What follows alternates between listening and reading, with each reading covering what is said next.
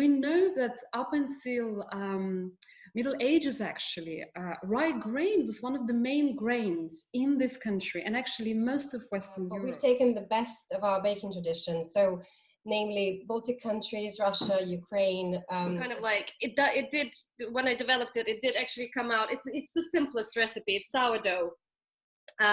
But it's all whole rye sourdough and some seeds and a little bit of molasses, and it's a really big ratio of kind of like crust and not much inside, but the crust is so good, like that's what you want to eat. And rye has an expansive root system. So this Estonian variety, for instance, it has roots as deep as more than 2 meters below the ground, which means that it is great for the soil and particularly for preventing soil erosion. More about it, it's just the most magical ingredient.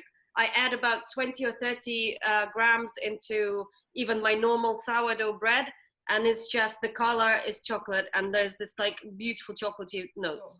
So yeah. And eventually realized actually that the natural fragrance of calamus leaves actually enhances the flavor and fragrance of rye bread.